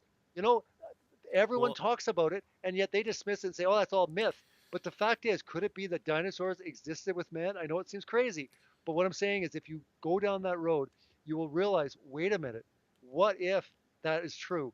What in the world would they lie about? And I think this whole millions of years ago is to not get it anywhere close to man, because yeah. if they realize the truth that dinosaurs existed with men at the same time, wow, they're in a lot of trouble. Their entire Big Bang narrative goes out the window. Yeah, and I think what happens, part of what happens, man, is most of mythology has truth built in within the root of it. Okay, so like, for instance, you go back to like Greek mythology and all the Roman gods and stuff like that. They worshipped all these gods, right? So they worship deities like Thor and all these people. And I think what happens today is in mainstream Christianity and the modern biblical worldview that Christians have, these are just like fake deities that, like, it was just things of stone and wood and things like that, right? Well, if you even look at the Ten Commandments, God says in the Ten Commandments, "Thou shalt have no other gods before me." God clearly lines out that there are other false gods, not meaning they're not deities like Him. They're fallen entities mimicking gods, but He's saying don't have other gods before Him. So, like, all these ancient deities and all this ancient mythology and stuff always goes back to a spirit, man. There's a spirit behind it. These ancient things that they worship, they're real deities. They're just operating in the spiritual realm, and they're looking for a way to manifest. So I believe that all these mythological gods, that there's a spirit behind each and every one of those, because the devil's whole purpose is to glorify himself over God, that he be exalted. The message of the Satanist church is do what thou wilt. It's exalting self above all else. So I'm going to exalt myself above everything else. That's exactly what Satan did, and he said, "I will ascend into the heavens." So you have a clear, just a clear identifier here that the nature of the devil is to elicit worship from people, however he can get it. So whatever is an idol in your life, I'm not saying that everything that someone's into that they use as an idol is necessarily spirit behind it, but I'm talking about the ancient gods. I believe there's definitely spirits behind that. So like the dragon situation and all this, I believe, yes, a lot of this ancient mythology ties back to a spirit or a deity, or in the sense of dragons, it could be reference to, in fact, the dinosaurs, which, man, if it had been millions of years, what would survive millions of years based on the rate of deterioration that we see? Plus, the sun is actually burning up, right? So if the sun is burning up at the rate it's burning up, and I heard someone talk about this a long time ago, I think it was Kent Hovind. He said that, like, based on the rate that the sun is burning up, it's a ball of gas, like, at the rate it's burning up, if you went like a million years back, the Earth or the sun would have long since burned completely out. And there obviously has to be a certain level of warmth to keep to keep the temperature of the Earth from freezing, right? Yeah, correct. Yeah, and Ken Hovind, you brought him up. I have a really great clip from him in Scientism Exposed, and he was a big reason why I got really interested in creation science. Oh, he So he's did. done phenomenal work. He did hardcore damage to the scientific community. Man, I believe they had it out for him. Like they did everything they could to get him. The tax loophole that they threw at him to get him in prison. It was a joke by the standards of most judges. Most people would never go to prison for something this small. And I guess when he was getting out, they tried to prosecute him again for something simple like sending a letter. Or, are you familiar with this scenario? Like Yeah, I he mean, I'm not sent he particular if sent you a need to. letter versus courier or something stupid like that, and they were Yeah, literally trying to nail him and put him yeah, back in prison because they don't want this guy out there. They don't want yeah. people like you exposing the evolution system, man. They're afraid of that. Oh yeah, he was definitely set up. I mean, I followed the story like right from the beginning. I mean, even just even his conversations he'd have with various people when he was in prison, and it was unbelievable to me how humble he was. You know, he'd be in prison and it'd be like year four, and he's just like, Lord's doing wonderful things here. You know, I got like four Bible studies going, and it's like Paul wrote most of the Bible in prison, right? But he was just like, God has me here, right? But he kept such good cheer. I mean, he was sad that he was away from his family and all these sort of things, but When he went he through heavy persecution, he lost part of his. I mean, it Oh was yeah, so. I mean, you want to talk about giving your life up for the gospel? This is a guy here clearly that has done it. You know, he yeah, stood upon the principles he believes in. I want to backtrack just a hair here, Robbie, because we were talking about this topic of pride and just how we approach stuff in the community. I was looking at 1 Corinthians 8:1, um, and I'll go with the NIV. And I know not everybody likes every version of the Bible, but to me, in this particular verse, it's really easy to understand. They're talking about food sacrificed to idols, and it says, "Now about food sacrificed to idols, we know that we all possess knowledge, but knowledge puffs up, while love builds up." And so here we have an example in First Corinthians where there was a discussion and an argument going on about whether or not we eat food sacrificed to idols. And Paul himself was a Pharisee, meaning he was hardcore about following the Torah to the bottom line, following every facet of this thing, right? And after he's had his conversion to Christianity, his approach to it is, look, if you've got to eat the food sacrificed to idols, meaning like he broke away from this legalism. And he also basically says, look, guys, knowledge is a great thing to get. It's great to have the knowledge, but it also puffs us up, right? So what's happening, I think the temptation, Robbie, is in the scientific community. They have all this knowledge, even though it's false knowledge, right? And so with knowledge can come ego. And so we have to be careful because the more we learn, the easier it is for us to build up pride, thinking we're scholarly or we know more than the other people, right? Well, the Bible clearly identifies here that love is what builds up, right? Knowledge puffs up, but love builds up. And so as we gain understanding, man, I just think it's crucial that we also seek out and want more of God's love in the process because man, we can fall into that trap, and I've fallen into the trap before too, where I think I know a lot, and now I'm going to go around telling everybody else how it is. But if we don't have that love, man, we fall into the same trap that the secular scientific community falls into, in which they basically attack viciously, man. And we've got to respond in love. We've got to respond in a way that will reach them. And yeah, yeah. it's A lot of that's like I said. I mean, it's a lot of that's immaturity, and like most of us, we can all they've been walking with the Lord for a while can account for the fact that God has yeah. disciplined us or worked with us. And I mean, I've done that many times. So I mean, I'm not ever saying that I've never done that. I probably still do that, but I No, and definitely I try and to. I and I wasn't saying you, Robbie. I'm just No, no, talking to the truther community in correct. general. But Yeah, yeah. But it's something we all need to be aware of because you're totally right. When it comes down to, we have nothing if we don't have love. Honestly, nothing really matters if we're not demonstrating the love of Christ. So to me, it is the most important. And I mean, I have no problem, me personally or the community. But again, like I said, for me, I always try to be a good kind of model in the sense of saying yeah, if I do see words being thrown around, because at the end of the day, I mean, you had been throwing those words at me, 3 years ago.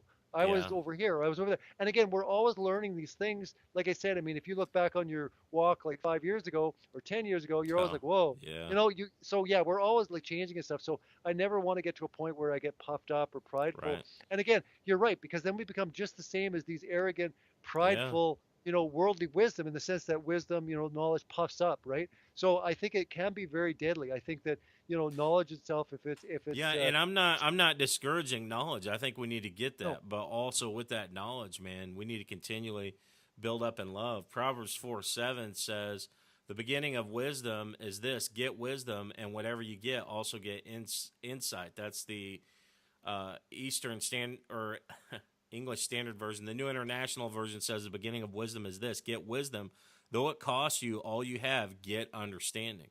So it's talking about also with this wisdom, develop good judgment, get a good understanding of what's going on along with all the knowledge and stuff. But anyways, man, we can move on now. I'd like to ask you this, okay? Because you talked about how you used to attack Christians. Give us an example, man, of how you used to come at Christians from the secular worldview, so we can maybe better get, because you were used to be in the head of someone who was a secularist, atheist, I imagine, or a Gnostic. What were you, atheist completely? I would say I wouldn't go so far as to say I was an atheist. I was 110% against the Bible, though. That's for sure. So what So, was it? How would you go after the Christians? Like, what was your favorite thing at the time to oh, use against them? using their silly fairy tales, like for example Noah's Ark. I used to sit around and talk about how insane it was to think you could stick all these animals on an ark, right? What about these animals from different tropics and different like climates and just the absurdity around the ark. Now, when I got saved, I started looking into it. Just constructing the dimensions of the ark is just it's such an amazing thing. I tell anyone that I run into, I'm like, you got to actually look at those dimensions, construct it, and you will see this thing. I mean, now we can actually see it in Kentucky because Ken Ham has actually Right. We erected sent a a replica. we sent a team out there from Skywatch when they first got that thing developed, and they went and checked it out and did reporting and stuff out there. So it's and how he built it is fascinating, man. Because I saw in Hollywood when they released the latest movie about Noah that the Rock people actually helped Noah build the ark, and Yep, that's how he got all this done, man. So, yep. Yeah, anyways, that was guys, interesting. yeah, I'm just kidding, guys. This is an example of Hollywood taking, like, it's like, Robbie. They think they can just take something, throw a Bible on it, and like sell it to the Christian community, thinking we're just like mindless. Like, I think Hollywood has a lot to understand about the Christian community. But so tell me a little bit then, man, what you found out about the ark then that made a little more sense. Some of your original objections to it. Well, just the entire idea. I think that a lot of people, will say things like, "I don't believe in the Bible," but then when I talk to people, I'm like, "Well, have you read it?" Well, no. Well, how do you know you don't believe in it, right? So I think a lot of people parrot things. I think, well, the Bible's been changed. So once you actually say to someone, well, what's the worst change? Like, show me. Yeah. Nobody can. So you find Right. a lot of that. I was doing the same thing. I was doing the same thing. Like, oh man, that over time. I mean, that thing has been changed over time. But if someone had held me to account and said, well, show me which one really troubles you the most. Interesting. Right. So now that's kind of the tactic I use because I think a lot of times, there's a lot of people that do this. They'll be like, "Oh, the Bible's full of errors." Well, please show me one. I've told people, I said, "You find me an error in the Bible, and I will toss it in the garbage." I've said this, 20 years to people because that's how sure I am. There's no error. Now, there's a difference between contradictions and And errors. interpretation, yeah. Absolutely. But error, there is no error. I mean, I have given this challenge to people for 20 years. I said, I will chuck it in the garbage and I'll go back to my worldly lifestyle. Because, in a sense, I'm trying to tell people something. If there is a true error in the Bible, then it's not infallible. And then my faith is in vain, that truth is not what, all these things fall apart. Again, that is the important thing we're talking about here is truth. And Jesus is the truth. So either Jesus is who he said he is, or he's not. And I tell people all the time, either he's a lunatic, he's a liar, or he's Lord. And again, that's the whole C.S. Lewis thing that I bring up. But going back first to what you're saying as far as, these sort of things, but it was more like the Bible. It was more about the Noah's Ark. I'd never looked into it. I just thought it was insane. How do you fit all the animals on a I didn't read that it was like, animals that breathe through their nostrils. I never looked clearly to see that it was certain, you read it specifically, there's a specific set going on. If you read it, it actually says only animals that breathe through their nostrils, were on there. So again, that eliminates a lot of animals. But the And reality is, sorry, and it's also interesting because the whole two by two thing, you get the impression that there were only two of each animal on the ark. And I remember years ago, I sent out a Facebook thing saying, if there's only two of each animal on the ark, Noah sent out two different doves, pigeons, whatever they were. Like, how is this species still alive today? yeah, And so this is not necessarily it's not a literal two of each kind. It's just saying they went on like two by two. And so, but I find that really interesting, thinking the comedy behind the fact that Noah would have almost killed an entire species of bird by sending a few out to check for land, because he sent two out. And so the next question is, how does the species continue? Well, obviously he had more than just those two. I believe it was the third one came back with a leaf or something like that. But Yeah, anyways, correct. And it says too of each kind, right? So for example, yeah, I tell people you only need two dogs, and from those dogs you get the entire, you right, get wolves, you get same thing with cats. I mean, you'd have two cats, and from that you could have the entire cat family, right? So it's very clear that and that's one part of science, that I would believe in. There's macroevolution, there's microevolution. There are species that adapt and that evolve within its species, but we have never seen a cat become a dog, right? right, So that itself is part of science. It's part of the way God created animals, that they would evolve within their species. What the big scientism lie is that cats become dogs. Their official explanation for a cow is that basically, and this is absolutely ridiculous because they can't kind of figure it out. But again, when it comes down to how they classify the whale. How did the whale become what it was? Because it's a mammal. It was a cow at one point. They believe a cow became a whale. And just picture this. The cow's going into the water, it drowns. How many cows drowned before? And then there have to be two of them to like mate in the water, but they cannot figure out how a whale, or even a dolphin for that matter, because they're mammals, became what they are. So the official explanation is that they were a cow at one point. So this is just yeah, it's insane. It's insane. And not to mention, they teach that it basically everything evolved out of the water, the slime, and we crawled out of the water and we yeah, started walking. The Bible says the exact opposite. It says it was land into the sea, right?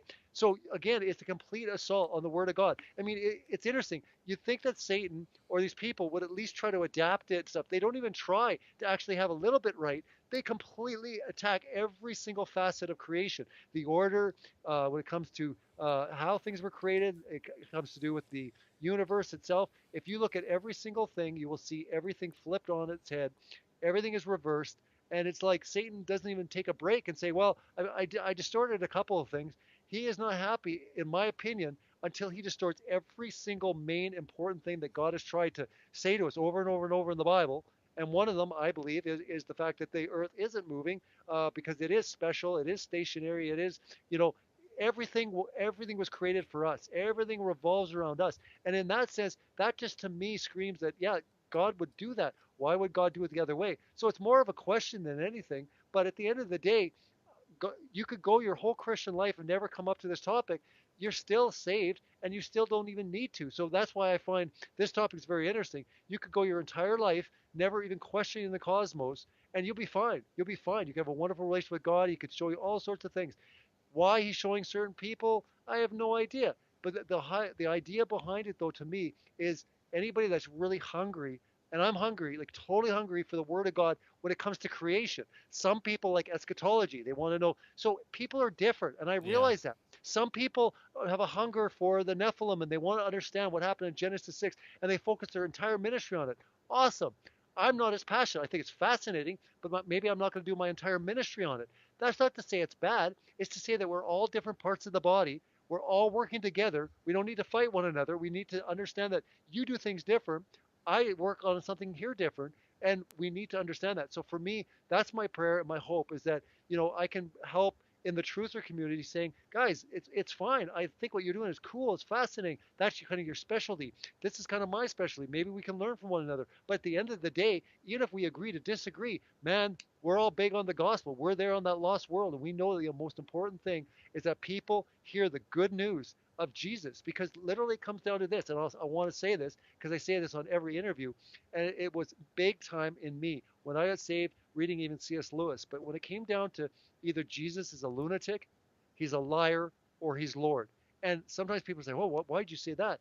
It's so incredibly important because every religion in the world teach all sorts of things, good teachers and prophets. And Jesus didn't, if you really sincerely will read the scripture, Jesus didn't open us up to being a good teacher or just a prophet. He claimed to forgive sins. He claimed to raise the dead. He claimed to raise himself from the dead. If I came on the show and I claimed to be God, you would say either he's nuts, he's a big liar, or he truly is who he said he is. But the only way I could prove that I was is that I have to follow through. So basically, I'm a nutcase or I'm a big liar. Well, Jesus didn't give us this easy right, way to go, he's a prophet or a good teacher. So what I say is at least look into it because Jesus, I mean, BC, AD, there's something very significant. And what I find crazy when it comes to the scientism, they're not going against Buddha. They're not going against Muhammad. They are going right towards Jesus. Lawrence Krauss, pull it up on YouTube, Scientism Exposed. You will be shocked. as a Christian to hear what Lawrence Krauss said about Jesus. And you will find over and over and over again, they're not going against the Bhagavad Gita, they're not going against the Quran, they're going against the Bible and Jesus. Hollywood, the media, the music industry, they hate Jesus. Look at this parallel and ask yourself, wait a minute, what is it about this guy named Jesus? Look into his story, because anybody that truly looks, I've never ever found one person that looked and said, I don't like him. Well, I would love to know where, because you don't like him. I mean, there's nothing in his life for you to go, I don't like him. If anything, you're like, wow, he was pretty an amazing guy. But further than that, he either has to be crazy out of his mind, he is the world's biggest liar, or he truly is who he said he is. He's Lord, he's the Son of God, he's God incarnate in the flesh. If you discover that he's not a lunatic and he's not a liar, and you basically say, I believe he's the Son of God, he truly is who he said he is, man, hold to every word he says, because it will change your life. Because he is life, he is the way. Trust him, not me, not Jake, not anyone. Trust Jesus. And that's what I want to leave with, when it comes to that, because it to me is incredibly important. At least give it that shot to really, truly look into it. If you're going to have a beef on Jesus, then at least be able to articulate it when someone comes across and says, hey, why don't you like Jesus? Or what's the worst thing he did? Be ready for that answer, because people don't have those answers. Yeah. Well, and I find it interesting, man, because you talked about Jesus coming on the scene, and he basically wrecked the religious system of the day, and that's why they hated him so much, is he began to dismantle the religious system of the day. Basically, mankind was under this Judaic system at the time that had rules, regulations, and laws to dictate how a man could walk in righteousness. Right at that point in time, man did not have the grace. He didn't have the grace and mercy that comes with salvation and the ability to walk out righteousness that we have now. So he had to constantly meditate, constantly focus on the things that he is not to do, right? So as a result, you had this system developed where there were so many laws, so many rules and regulations, that man had built this complex religious system that became about a bunch of do's and don'ts instead of relationship with the living God, right? And so a prime example of this is when Jesus healed the blind man. At that point in time, basically in Jewish law, it was forbidden to treat non-life-threatening illnesses on the Sabbath, and that include grinding ingredients together to use as a medicine or anything like that. And even they went so far as to say, the Talmud basically say that placing a mud patch on the eyelids so that the mud might seep into the eyes when open is still prohibited. So the reason that Jesus actually put the mud in this guy's eye and spit on it and mixed that into his eye was because he was deliberately going against the man-made tradition and saying, you're saying it can't be done this way. I, on the other hand, am the way and the truth and the life. I've overcome the world. I am the way, right? And so he did this thing which was heretical to them on the Sabbath. He went and healed the boy that was dead, that was laid out on the stretcher, and when he touched the boy, they said, "You're unclean.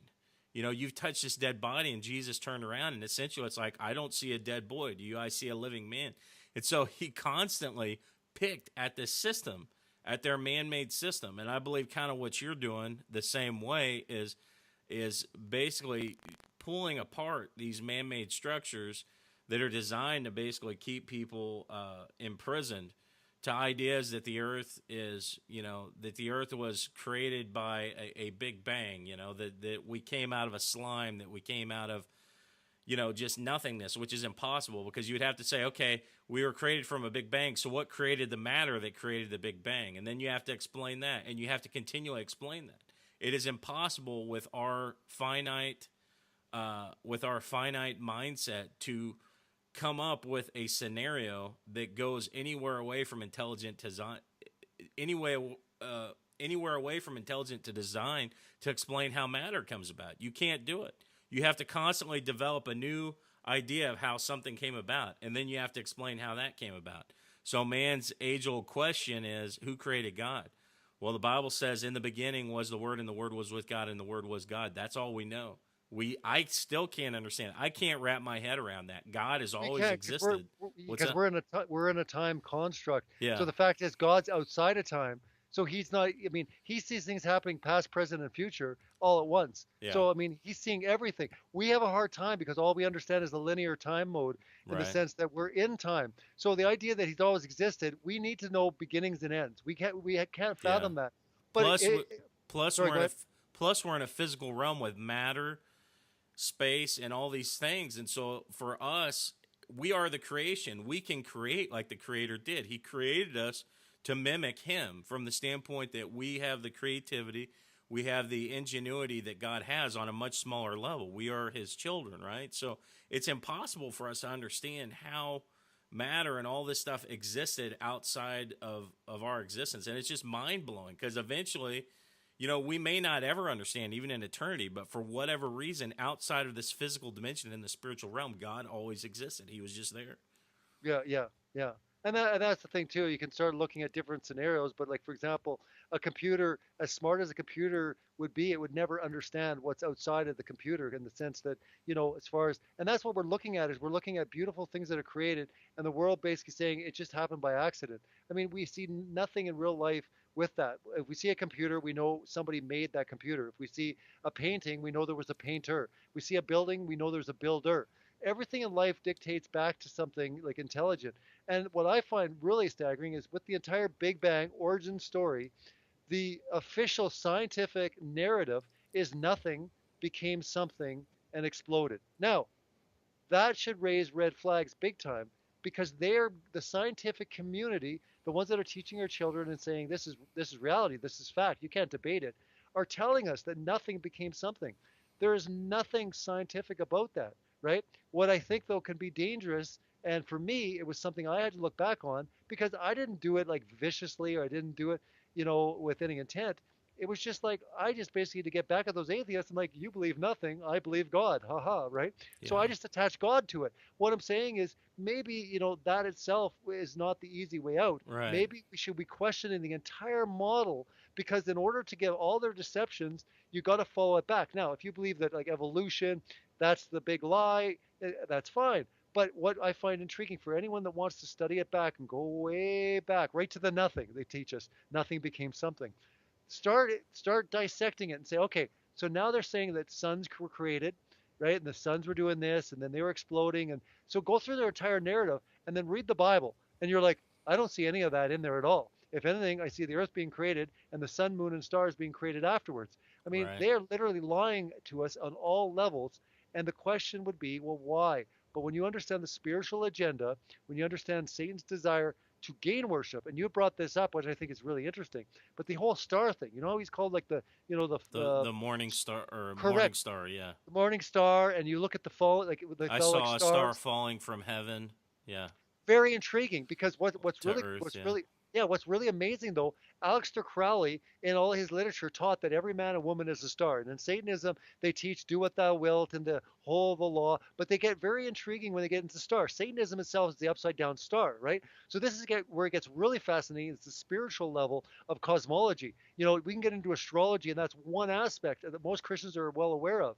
But when you get into just stars itself, notice that they have made everything in our universe suns. Every star you see are suns. Suns, stars. We got American Idol, all these different things, stars in Hollywood. But when you get into Satanism and understand the inverted star, when you get into Aleister Crowley saying every man and woman is a star, Satan wanting to bring worship to himself as the morning star, here we go. What is the greatest star that basically is in our universe? It's the sun, is what we've Right. been taught. So what I'm saying is these are type of things that just red flags should go up and go, okay, it's one thing, scientist community saying this, but it's interesting how these parallel complete absolute objections, hatred, assaults against the Bible. Because when I open it up, Jesus is telling me right now that all the stars are going to fall to Yeah. the earth. So either he's telling the truth or he's being figurative. But if he's Hmm. telling the truth, then they're not as big as what we've been taught. They're not suns. They're not these gigantic, massive. They are a lot smaller, and they possibly are probably a lot closer. The question comes, who are we going to trust if we start moving away from the paradigm that the scientism community have given us? Because here's the reality. In most of cosmology, most of it is scientism, not science. At least with biological type of things with cell and DNA, that is science. There is science in there. Like I said, I am not anti-science. Right. Science is beautiful, and we could have a whole program about all the beautiful things in science. understand all of the things in scientism have been direct assaults against the Word of God. Anything that doesn't really assault the Word of God, for example, DNA and stuff that actually screams creator in the signature of God in the programming language, these things they don't touch. But anything that they move towards diminishing the purpose and the intent of God and of the purpose of who He created us, these are the things that are attacked. So I think for a lot of people with evolution, we took offense to it because it's like, wait a minute, I'm not a monkey. I was created special. And we really focused on that, but we really didn't focus on the planets and the universe. So, because really, we were just like, whoa. And I was doing the same thing. I'm just like, wow. But what's really interesting is you have even more of an awe, aspiring thing when you are left with questions in the sense that, God, I don't know how they work. Rather than the scientism community telling you the weight of the sun, how it works, this is that, this is that, they're lying to us about the sun in areas, and you can find that, very clearly. Not even on this topic. Just you'll find inconsistencies. They'll argue between themselves, so we know it can't be conclusively true with what they're all saying. So, are we going to just listen to what they're saying, or are we going to listen to what Scripture says? And especially when it comes to certain things that are very clear: sun and moon, and also stars. So I just like to say, I say this all the time, the scientism community have told us that all the stars are suns. I'm telling you, the Word of God says the stars are something different. They are not like the sun and the moon. Interesting. You were talking about Satanism and the idea of the stars and the sun and all this being imagery within all this, that we're stars, we're all these things. This is one reason why I encourage people, if you have the sun god face, which is very common, by the way, it's actually the face of a man inside in the image of a sun with the rays coming off of it. This is actually like a satanic image. A lot of people have these in homes. They have them in their gardens, whatever. And, man, we are just accustomed to allowing anything into our home that is just beautification, right? These are actually, I believe, demonic symbols. They're pagan in their roots. And I heard a guy talk about this a long time ago, and it's interesting, is he actually believed that the mark of the beast in the end times would have the sun face imprinted in it. The face of a man basically on a sun would be part of the mark of the beast, something that God showed him. And again, we'll have to wait and see how that comes about. But it was interesting because right after I heard this guy speak, I had gone to the movies with my wife, and we went and saw that movie Tangled in Hollywood. It's about Rapunzel. It's a kind of backstory of Rapunzel, and they do a whole spinoff of this. And I kept seeing this sun god all throughout the film. And I did a thing with John Pounders on this. We did a series called Babylon Now, where we talk about, the occultic message basically in mainstream media and stuff like that. And in this film, like all throughout it, they show the sun god face over and over. And I couldn't get, like, what is this all about? And then I finally began to realize and connect the dots. This is satanic imagery used in Hollywood.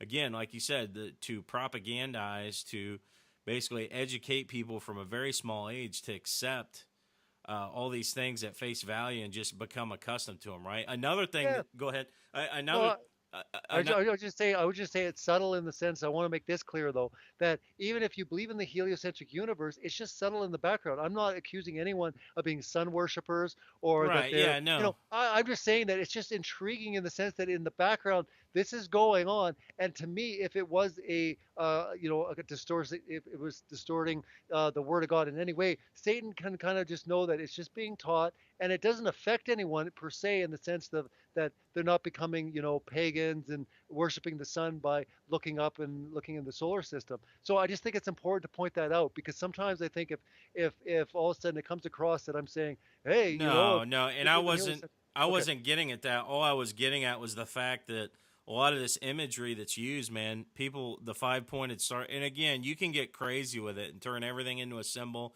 And the next thing you know, if I'm talking to somebody and I do a hand gesture, whatever, they're like, "Oh, you're making Illuminati signs and all this." Can I tell you something, man? Working at Skywatch, I've heard so many comments from people when people are doing interviews where just within your natural talking or whatever, you're going to make symbols and stuff, even unknowingly, right? But what happens is people like get obsessed with this. It's like symbolic, like you made a Freemasonry symbol, and man, I know all these people personally, and they're like, What do you tell? Like I'm just talking. If you stop an image of anybody at the right frame, you can find something that looks bizarre or whatever. But again, we have all this symbology and stuff here on this earth, and I think what you mentioned is important from the standpoint that understanding the truth behind everything, but also if we can understand the pagan roots behind things, man, that helps out a lot as well, because there's a lot of ancient deities, man, that we've mixed in with all kinds of stuff. But Yeah, sun. It's been fascinating with the sun throughout history. I just find it very intriguing that, like Ecclesiastes says, nothing new happens under the sun. But the sun has been such a big focal point throughout all the occult and the pagan and even just the opposing, even when we're getting into like the Old Testament. And right, like I said, with Ra and Egypt, and you got the Romans and you got the Greeks. And I'm just saying it's just intriguing that even modern day, we still are esteeming suns, plural, or sun right. quite a bit. I just find it very intriguing that it's When the like, Jewish calendar actually goes off the lunar calendar, the off the lunar cycles and everything, and the Bible even talks about that being the lesser light, the moon being the lesser light. But again, this comes back to, like you said, all the ancient paganism and the mythology, Icarus flying too close. I mean, you're right; it's all over the place. Ra, like, I mean, they worshipped the creation around them instead of realizing, wait a second, there's a creator. And there were a lot of people that worshipped, I mean, there were people that worshipped a one true God. Even without the Bible and even without the scriptures being passed around, man is intelligent enough to understand that there is a creator, unless he's been indoctrinated, which if you get kids at a young age and you begin to teach them contrary ideas to what their natural instincts would be, you can convince someone. But the bottom line is you got to catch them young, and you got to do that, because a man left to his own devices from a child will discover pretty quickly that there's a creator. Looking around at his environment and everything going on, where did all this come from? You would have to make the conclusion that there is a God out there, basically, that created all of this. yeah, no, absolutely, and that's the thing too. And it's startling, even for people that do believe. Once they enter into college or university, the statistics are absolutely staggering. They're heart wrenching as far as what the educational system will do to people's faith and belief in God. And the biggest assault is against the credibility of the Bible. It's not even against their faith; it's against the credibility of the Bible, because they will teach them to show that it was ignorant. That basically, so once a person understands that the Bible really is not true, it's not correct, because they couldn't even get the creation right. Everything else, it's just a story. It's a storybook. It was something to make me feel good. It was like Santa Claus. The minute all of a sudden you realized, or your parents told you, that Santa wasn't real, it's the same type of thing. It's coming to an understanding of adulthood that, hey, when we become adults, we put childish things behind us. And that's what university and college is doing. Even for the people that go in there with faith, from going to Sunday school or going to church or whatever, having, religious parents, whatever it may be. The fact is, it's literally destroyed out of their mind. So that's why I'm saying that scientism, to me, is one of the most dangerous worldviews that I think, that can be out there. Because again, it affects everyone. So it doesn't matter how it affects you. If you basically hold science up Yeah. on a pedestal, and that's my only thing is, hey, science is great, but wouldn't it surprise you if everything you thought was scientifically true, the stuff that you believed in your heart, the way your reality, where you came from, where you're going, whatever, but all of these things you believe they were science, and then you find out they were actually scientism? Okay, well now you can believe in these scientism guys, or you can choose to believe in someone else. But the fact is, now you're just believing in an idea of men. It's not true science, and that's the thing that I wanted to present. Is a lot of the stuff that bases our entire worldview Yeah. is on scientism, not science. So as long as you know the difference, as long as you're resting on science, hey, I'm all with you. But I'm telling you, you're going to be shocked to learn that a lot of the stuff that you're holding on to right now is scientism. So let's go back then, and so I know you copy, or I know you cover a lot of topics in this film. Do you ever deal with the issue of CERN when we talk about the end times, what's coming up? That is, we talked alien deception earlier, but are you familiar with what's going on at CERN, what they're trying to do, what they've discussed, and do you have an opinion on that? If you don't, we can move on. It's fine. I was just No, I curious. mean, yeah, no, I do. I don't touch on it at all. Actually, in Scientism Exposed, I get into the alien agenda a little bit. Again, like I told you, it's a three-part series, so you'll have to stay tuned and see, Okay. what I bring in there. But CERN, again, I mean, we can get into CERN. I mean, look at their statue, Well, and we've got 15 minutes left, and I know a lot of people are interested in that. I'm interested in it, man, and I was blown away when I found out some of the things that are happening. But go ahead.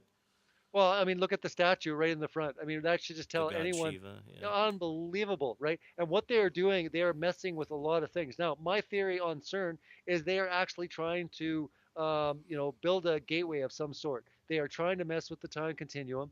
They will never be able to alter time in the sense that God didn't create time in such a way that we can travel in time. So I don't believe uh, traveling in time is possible. But I do believe a dimensional type hole is possible. I believe that it's part of the plan. That I believe that we're in an enclosed, cosmology in the sense that, if we look at ourselves, and again, some people say, well, what's enclosed cosmology?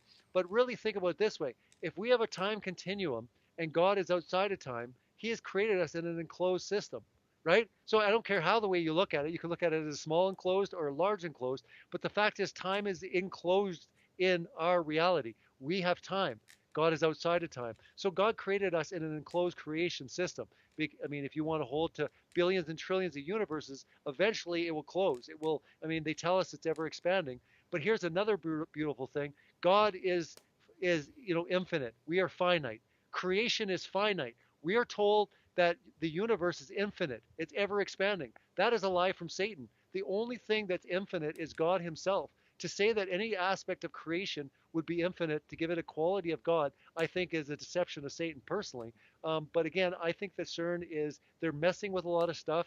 And I believe that they are going to be able to achieve certain things because it's all part of my eschatology and what will happen in the end times. And just like the days of Noah, so it will come. Again, I think that this time around it's a little bit more difficult. It's not like they can just appear like in the days of Noah. I think there were certain things that were put in place that basically agencies like CERN and other things that are happening, they're trying to crack it, but it will eventually be cracked and the days of Noah will happen again. Yeah, so you believe then basically that the bottomless pit uh, given to open the door of the bottomless pit is CERN then. I believe the Well, same thing. Or yeah, go ahead. yeah, yeah. Sorry. I mean, I would definitely take that literal. The bottomless pit is literal and everything. And yes, I do believe that it will be something device used through technology and through man's quest of the world's wisdom. The world's wisdom will lead to destruction and judgment from God. God warns about it, and He doesn't just warn about the world's wisdom. He says it's foolish. It's foolish. Yeah. And so I look at the wisest men of the world, the Neil deGrasse Tyson or the Richard Dawkins or the physicist or the rocket scientist. I mean, if you actually stop and think, who are the wisest people of our world in our day? Who are the sorcerers? Who are the seers? Basically, who are the wisdom of the world right now? And it's the rocket scientists, it's the nuclear physicists, it's the guys at CERN.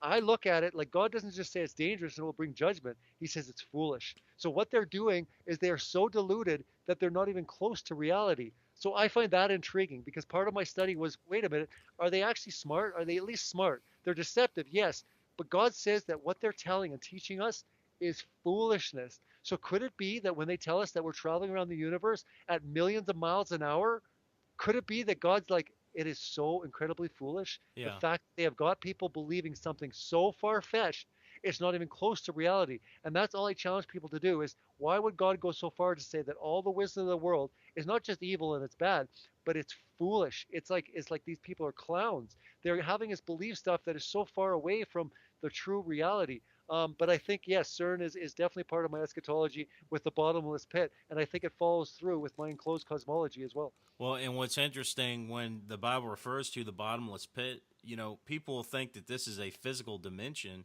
or this is a physical thing opening up. But if you look at the description in itself, excuse me, the term bottomless pit indicates that this is an interdimensional situation because within our physical realm, you have time and space, and there has to be a finite end to that space somewhere, right? So in another dimension, that's what you're talking about here when we have an infinite amount of space within a pit. This is basically talking about opening up another dimension and pulling something out of it.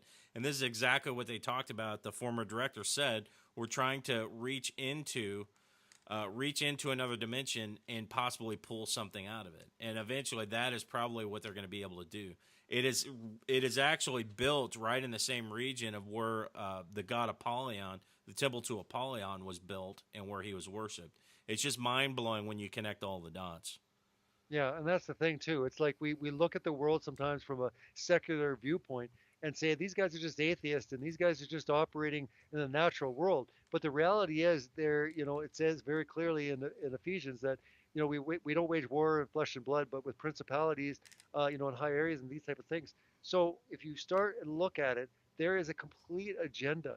And anybody that really wants to look into this, whether it's the media or the music industry or the scientism community or any facet of any agency, even NASA for that matter, if you actually start looking rather than just the scientific areas or Right. just the secular points of view, look into the spiritual, look into their mission statements, look into what it really is going on. I mean, would it help maybe for a lot of people if they put Shiva in front of NASA? Maybe at that point, a lot of people would go, whoa, NASA, maybe I'm going to look at them a little bit more careful. So there Right. are certain agencies, I believe, that are set up that don't have Shiva in front of them, where we look at them and we just go, you know what, they're just normal, they're just exploring the world and doing their thing. But what I'm saying is the most powerful agencies in the world, you have to be careful because Satan has been given dominion to them. He was able to offer them to Jesus. Jesus said no, as we know in the story, but yet he's gone to other very powerful families and agencies, and they have said yes gladly, and he's given them the kingdoms of the world, he's given them technology. And so anyone that's basically housing, I mean, they are the ones. I mean, none of us here talking are going to be able to go into space and verify anything. But again, they will. They hold the keys, they hold the power, they tell us our reality. And all I'm saying is we have the word of God that is way beyond any of man's sinful, their depravity, their deceptions. We have the truth of the word of God beyond any technology. Yeah. And I'm just saying that sometimes we need to just start looking back to the word of God instead of relying on the wisdom of the world and the agencies that have been put before us, Yeah. even when they have Christians and good people in them. That doesn't necessarily mean they're bad. You could be good and operate in a Yeah. bad system like we Right. are. We're to be in the world, but not of the world. Well, actually, Russia right now is offering edge of space flights. They cost around $16,000 to $17,000, and they actually, I mean, they are taking civilians up to the edge of space. So it'll be interesting to see, man. It'll be interesting to see how far the civilian population will be able to travel. What will be allowed, what will not be allowed. I'll Well, be really interested. What's up? SpaceX, and that's a really good point. But SpaceX is a good example. I mean, all these independent enterprises in the states, that were like, oh, we're gonna have trips to, space and all that. Well, one by one, they're getting basically sucked up by NASA. And I don't know if you've noticed, but their technology is starting to go backwards. I think it's the same thing when it comes down to, the whole climate change deception. That all these great, wonderful new technologies. The fact is, they will stall it. They will continue. They will promise things. For example, we were supposed to be back to the moon already. Then they said the big mission came out, the Martian for Mars. Oh, the whole year was we're going to Mars, we're going to Mars. Now you don't hear about it anymore. So yeah, what I'm saying to people is that's great. If they say they're going to the moon, we'll see. But the reality is, and I'll go out on this program right now and say it, I don't think you or your children are ever going to see them back to the moon. And So why I say the moon is because our technology has caught up to the moon. I have a P900, a Nikon P900 camera that anyone can buy for $600. I can zoom in on the craters of the moon. It is an unbelievable strong lens. What I'm saying is they're going to go to Pluto, they're going to go to Mars, where we can't verify. But the reality is we're never going to see anyone going to the moon. I don't believe it's ever happened. But we will continually hear these stories about going to Mars and to Pluto and all these things. The question is, when will it happen? Because even the space agencies, like even in Russia, you watch what will happen. Something will happen. They'll have problems. They'll get sucked up by the government. It's the same thing that's happening in the States. The private enterprises that are beginning, NASA already comes in, grabs a hold of them, and then all of a sudden they become part of that collective. Whatever happens, I don't know. But the reality is, the farthest that man has gone in space in 43 years since the moon is 400 miles. That should get anyone starting to look around and searching and going, that's a little strange because you can go a quarter of a million miles, 240,000 miles to the moon in so 1960. So where do you think this Mars rover is trolling around? Like, what's your opinion on that, man? Because Okay, this is the next level of. I here's mean, they're here's my showing opinion. footage, right? Here's my opinion, and I mean we've been on like we all have cell phones. I have a hard time sometimes in my own city. Reception will go away. They're going to lead us to believe that they're sending back pictures What kind of Wi-Fi connection do they have? Do you understand that Mars is somewhere like 109 million miles away? We are led to believe they are sending good resolution pictures back from a rover 100 million miles away. I mean, some of the stuff they tell us, we have to stop and think about it for a second and just say, wait a minute. In 1969, they made a phone call from the moon. It's 240,000 miles away, and yet they made a phone call to the White House in 1969. So, regardless if it's delayed or not, how in the world are they sending a composite image, back from Mars from a rover? Not to mention, we have big problems when it comes to all the pictures. NASA admits this. This is the most startling thing for me, is when I went to NASA's website one by one, read what the pictures of the Earth say. Composite, rendering, CGI, computer data stitched together. Do you realize, and this might shock a lot of people, but it shocked me, please, find out the picture. There is no photograph of the Earth from space. There's composites, there's CGI, there's renderings, there's everything under the sun. You find one from NASA that NASA claims is a photograph of the Earth. Now ask yourself the question, it's 2017. Why don't we have a GoPro camera on a satellite showing us the spin of the Earth 24/7? Heck, not even 24/7, just a good resolution HD video of the Earth spinning. It doesn't exist. The only thing that Well, exists is I used to watch footage from NASA of satellites rotating the Earth, watching the Earth under. I mean, I've seen this on television. I used to watch it all please the time. please send it to me, because if you send it to me, it will literally destroy everyone. People have I'm been not looking saying for you. this. I'm not saying you see the entire Earth, but NASA actually used to broadcast Oh, no, I mean the whole live Earth. So feed from yeah, the I agree. yeah I agree. live Yeah, feed from the satellite looking I agree. down on the Earth. Yes. Yeah. Okay. Yeah, yeah. So what I'm Okay. saying, is I'm saying to see the revolution, to see the cloud formation, the Okay. I storm gotcha. formations. What I'm saying is an entire picture of the Earth. But yeah, you're right. You're right. The question is that real? It could be. It might not be. And I'm not just dismissing it. What I find fascinating is NASA admits on their website, find a picture, Google a picture, and when you click on it, go to NASA, and it will say right underneath, composite. You have guys going forward saying we're stitching the data together to give you this Earth model. I'm talking about an Earth. They admitted, they tweeted out, the White House tweeted out, a great job, NASA, in 2015 for, it's been 42 years or 43 years since you took a picture of the blue marble. Because they admitted the first time they did was on the last mission of the Apollo mission, taking a picture of the Earth. Well, there's big problems with that picture to start with. But you have to ask yourself the question, why did the White House retweet NASA saying, great job, it's been 43 years since the last photograph of the Earth? So all I'm saying is when you go to NASA, NASA will admit on their own imaging that it's a composite, it's a rendering, it's a painting, it's a whatever. And to me, I find that startling. It's 2017, and yet I'm telling you, we should have millions and millions of photographs. We should have great videos of entire, the Earth spinning.